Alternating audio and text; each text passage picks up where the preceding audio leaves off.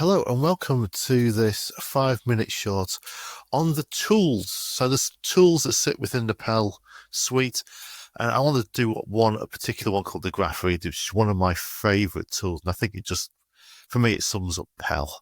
So let me just show you where they are. So back on the main screen on the launcher, you'll find this little thing here called Tools. And here we've got some of the tools that you'll use using your other programs. So, doing FlowNet, Adrian, you use the K-value calculator, the pipe diameter calculator, the roughness calculator. You've got a little unit conversion there. So if you do want to do your own unit conversions outside the Pell programs, there's a little utility there. We've got a molecular weight calculator, if you do want to calculate molecular weights.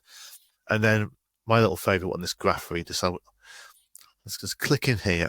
And what the Graph Reader does, we all have these things now. We need to have a graph in a standard or from a vendor, and what happens is they send us this graph, and then we need to sort of try and convert that. It would be nice to convert that, and particularly using it in Excel would be quite good as well. So how do we do this? So this is our Graph Reader. So the first of all, I'm going to load a graph.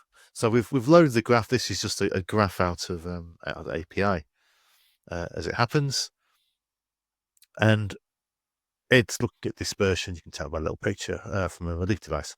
So what do we do? First of all, we need to do the min and max. So we need to specify where the minimum is, which is down there, and then the max up there. What we can do, let me just bring this across. We've got a little zoom window. This was my contribution to all of it, because I do like to be quite precise about these things. It annoys me if they're slightly off, which someone's going to tell me I was when doing this, but there we are.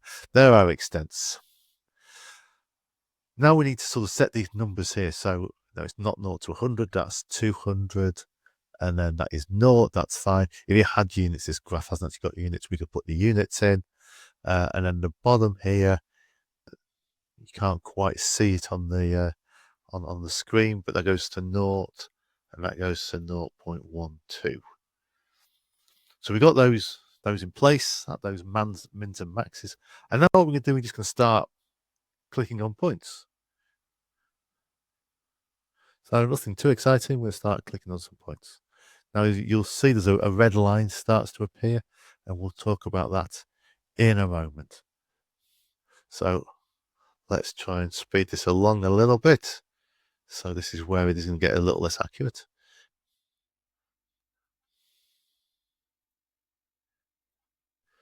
And you see that red line's going a little bit awry now, but that's fine.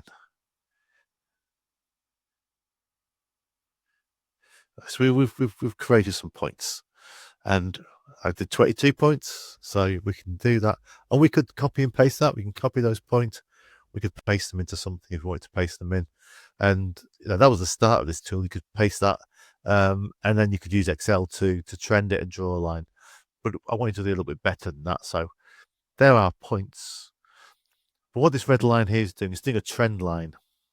So the minute it's trying to do it's a y equals mx and x squared, and it's not a particularly good fit. So I can start to increase the number of x's, increase my polynomial until it starts to look a lot better. So I'm not very happy. That's looking quite good. You see the 9-1 there, you got a little lump there. I wasn't too happy with that. So I'm going to go for something like that. And that's now created me this curve, which is a fairly good fit, and I can see the equation in here.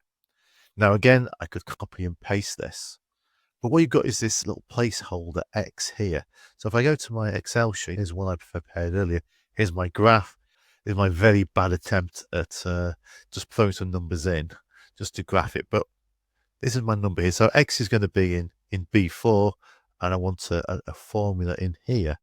So what I can do, I can go back to here, and I can say, well, that's actually B4. And that's changed the equation. So I can press copy, go back to Excel, go back in here, and I can paste my equation in here. There you go, it's nice and big. So let's go right to the very end. Let's get back to this end here. And we put equals, obviously. And then I've got my equation. And then suddenly I can do that. And lo and behold, let's get to some of these decimal points. Hopefully, if you squint carefully, that curve looks very similar to that curve. And I've now put that curve into Excel for the use of my calculations. Really, really useful little tool. If you're using FlowNet and the pump curve, this is the tool that it uses. This is actually where it came from. I wanted to put it as a separate tool. So I'm not sure how many people have seen this, want to use it, but I think certainly from my experience when I was a proper post engineer, having something like this would have been so useful. So really easy to use. That's how it works. Hope you enjoy it. Thank you.